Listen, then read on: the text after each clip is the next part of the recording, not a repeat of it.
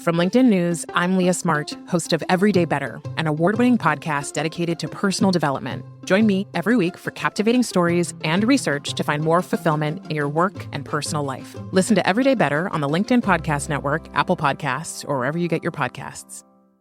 From LinkedIn News, I'm Jessie Hempel, host of the Hello Monday podcast. Start your week with the Hello Monday podcast. We'll navigate career pivots. We'll learn where happiness fits in. Listen to Hello Monday with me, Jessie Hempel, on the LinkedIn Podcast Network or wherever you get your podcasts.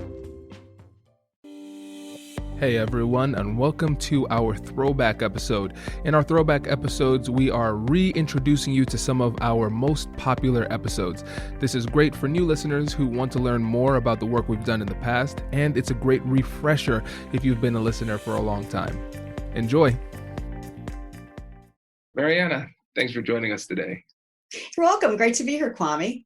Yeah, it's great to have you. So how about you get us started by telling us a little bit about yourself and what you do? Sure, absolutely. So I'm Marianna Swallow. I live in Chicago, where my business is also located. And I am a professional executive public speaking coach. And I also teach presentation skills workshops, in addition to being a professor of business and professional communications at Loyola University in Chicago. Fantastic. And full disclosure, audience, I wanted to have her on the show just so I could get a free consultation here. So everybody be ready for a masterclass. I'm excited for this. And so the three things that we're going to focus on today. First, we're going to talk about the importance of having the right mindset before these conversations. Next, we're going to talk about the approach to the conversations and the biggest mistakes people often make. And then we are going to end the conversation talking about the ask, which is often the most important part and the part where people make mistakes. So let's start off with the mindset. Absolutely. So, Kwame, when people want to make a persuasive speech or, something like a sales call, the common knowledge around it, or the common thought, is I have to convince them. And when you set yourself up thinking that I need to convince something when you're going into a persuasive speaking situation, what you're really doing there is kind of setting up an adversarial, us versus them, me versus them. And here's what I ask people to think about when they approach it like, oh, I have to convince them of fill in the blank, or I'm going to convince this person to fill in the blank. If you step back and just think about yourself in an everyday context, think about how difficult it is for you yourself to change your mind about something. How easy is it, Kwame? It's not easy. Right. Even when we want to, right? Like the New Year's resolutions, I'm going to go to the gym every day. And then, of course, we don't. It's difficult to make a shift.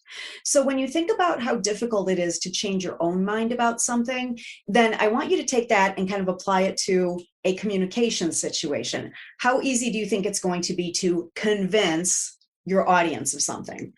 Yeah, it's going to be harder, especially when they're seeing it more as a combative type of situation. Right.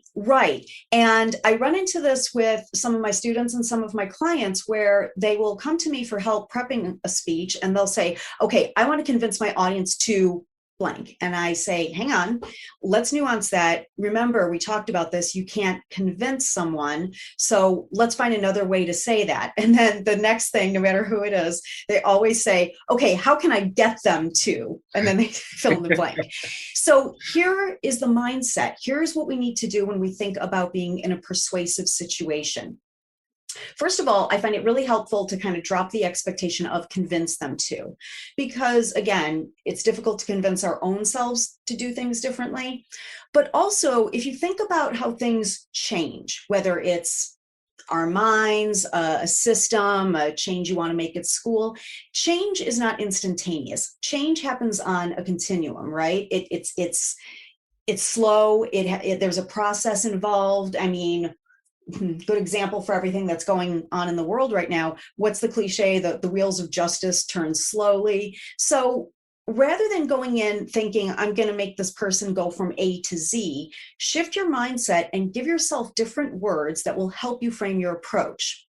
And I recommend things like, can you help them nuance a viewpoint? Can you help them think differently? Can you help them understand fill in the blank. So when you give yourself a different directive, rather than I'm going to convince my audience to, or I'm going to get them to, it takes down the intensity a little bit. You use the perfect word, combative.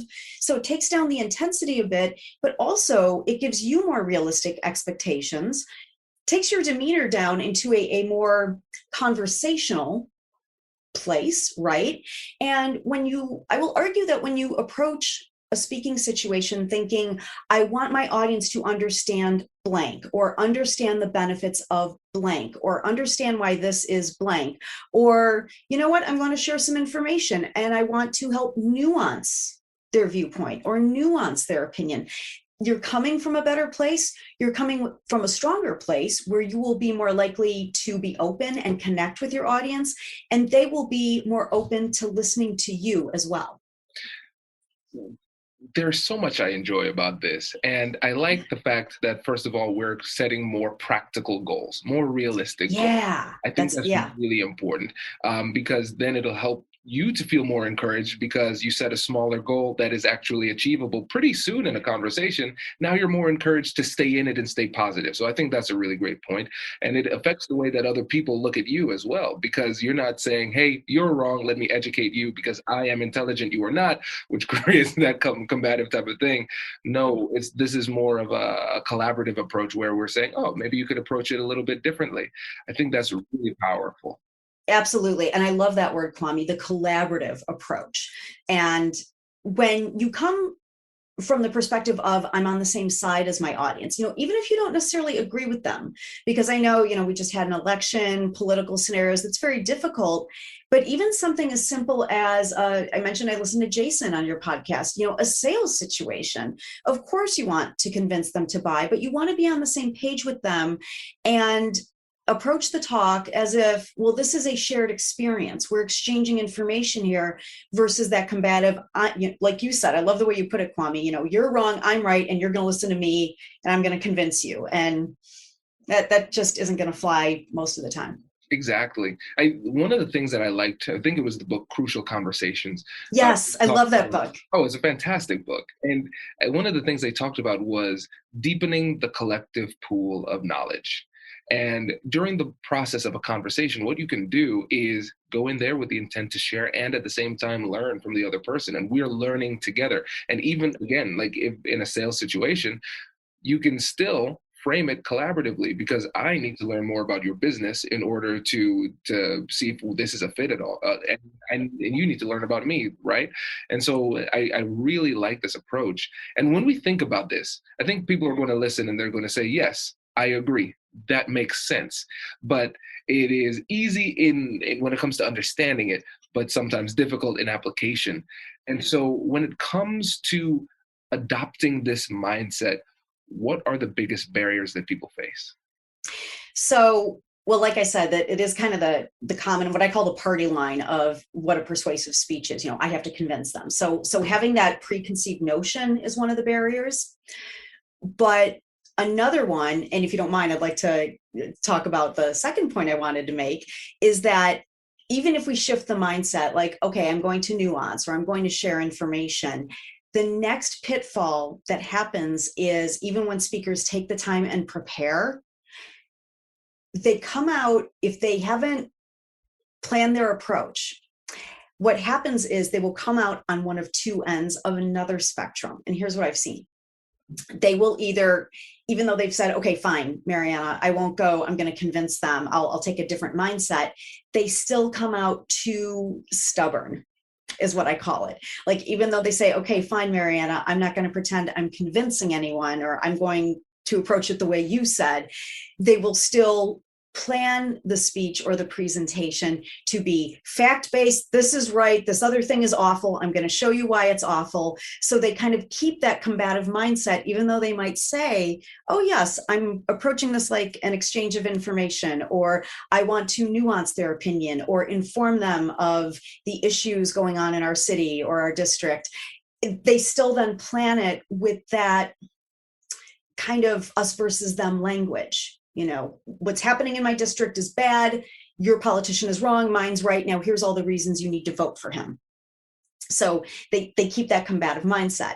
And again, like we just said, after talking about, the mindset you have, an approach like that is not going to work, even if you've convinced yourself that you have changed your approach, because you're still keeping that kind of combative, I'm right, you're wrong. So that's what I call the too harsh. The opposite end of the spectrum that clients come to me with is they have a goal, whether it's to increase attendance to a triennial gathering that also serves as a fundraiser, or to approach a conference of social workers and find 10 social workers who will donate their time to your not-for-profit. These are actual cases I've worked with. And when, one end of the spectrum, we have too harsh. On the other end, when we have people being too soft or too kind, I guess is what I want to say. What I see in this too soft approach is that the speaker will plan to say all the benefits and all the good stuff and why they're not for profit or why their organization is so great. And then that's where they leave it. They think, if I work with this audience, I'm at a conference of social workers, of course they'll want to donate time. Then the speaker goes to talk to the social workers, and he thinks that by saying how great his organization is, that 10 social workers will sign up at the end of the talk to volunteer, when he didn't even say anything about volunteering. I've also seen this with a not-for-profit I worked with that was trying to increase their attendance at the triennial gathering and build up support for the fundraiser. And they even kind of joked with me that their template was, we get in front of people, we say, hi, everyone, we think you're great. Our organization is great. Let me remind you, you're great. Bye.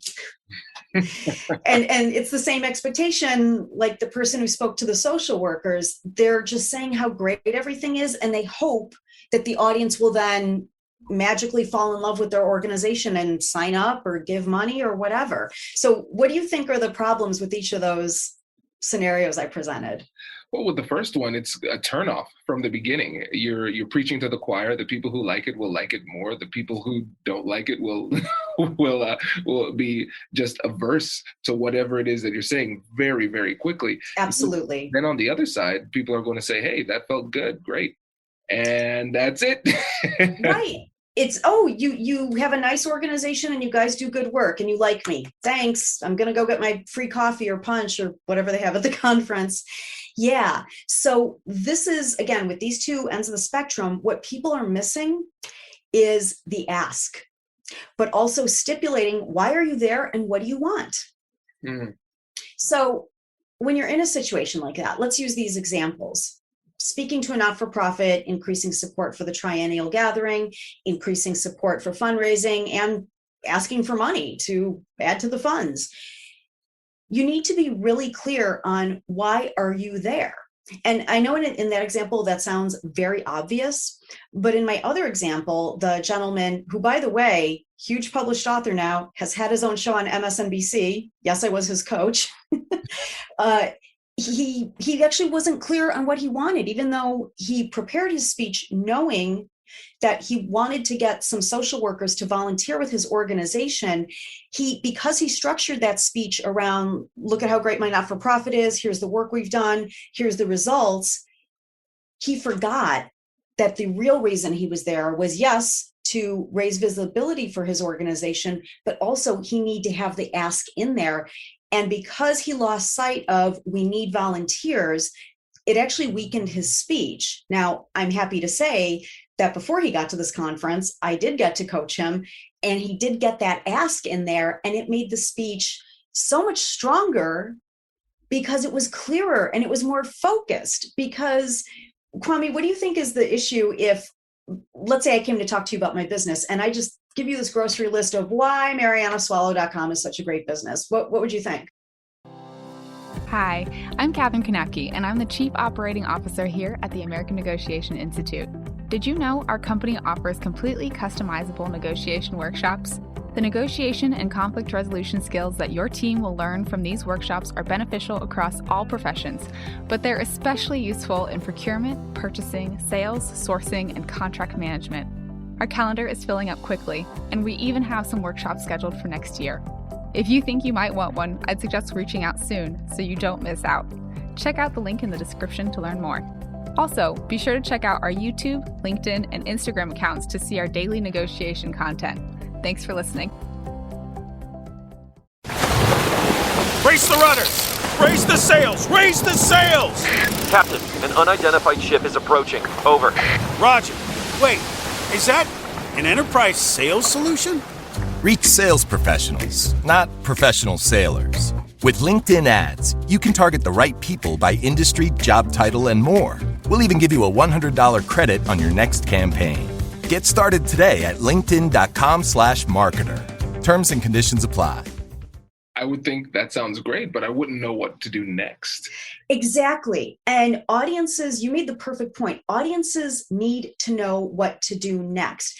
And I noticed this not just with my clients, but in all the work I do. Something happens to us as we get older and we go through school and we get our jobs. We think that we're not supposed to be too obvious, that, I'm speaking to a room full of adults. Of course, they're going to know I want them to volunteer. Of course, they're going to know they need to open their checkbooks, but they don't. Audiences really need you to tell them what they're supposed to do or what you want them to do or what options are available to them. And something people, aside from advertisers and marketers, forget, we need to hear something 3 times before we actually buy into it or buy. And also, adults have a very short attention span, even more so these days because of, guess what? The internet, Twitter, phones, yada, yada. So if you think you're being too obvious, don't worry about it. I'd rather someone takes that chance and I say to myself, I got that, versus, that was a nice speech. What am I here for? Or, okay, I guess I'm going to go get my coffee now. Absolutely. And the thing that comes to mind, Marianna, is that there's a reason why people don't do this. There's a reason. And a lot of times it's going to be something that is psychological or emotional that gets in the way. And especially if somebody is on the too kind or too soft type of spectrum, what they're doing is they want to keep it very positive, but they don't want to risk rejection. Because if they make that clear request, then they are setting themselves up for the potential of rejection. So they choose failure on their own terms by not making the request, instead of putting themselves in a position where they at least have a chance to succeed. And again, that's the reason why we named the other podcast Ask with Confidence, right? Our podcast is all about that, because if you don't have that, you're not going to get much. So let's transition to the ask. So again, we're talking about it. Now, what are the things that we need to keep in mind when it comes to making these requests? Great question. So here's my advice for the ask in a nutshell: short, simple, to the point. I do want to blow that out a bit because, again, we have a couple ends of the spectrum. What I like to say about the ask is, again, first of all, when you're preparing your speech or your sales call or whatever it is, you want to be clear, very clear with yourself on what it is you're asking. So for instance, for the one not-for-profit I worked with who had a triennial gathering, there were 2 parts. It was, please attend the triennial gathering and please support our fundraising, either by donating or by asking someone else from your church to support us. And so they had to be really clear on that because, again, they had spent years kind of bumbling around in this, well, maybe if we tell everyone how great we are, they'll open their checkbooks, and it wasn't happening. And I'm happy to say that after I did a workshop with them, so much better, and they hit their numbers that they wanted to. So that's the first thing, is being clear. But when you're being persuasive, the other thing to know, and a lot of people, if you're not taught this, we don't know this. I know I didn't know this early in my career. What you want to do is limit the alternatives you give people. So when you're creating an ask, and I think the one example I just gave is a great example because it was, can you attend the gathering? No. Okay, well then can you give $20 to our fundraiser? Whatever it is. Give your audience an alternative or 2, but limit them.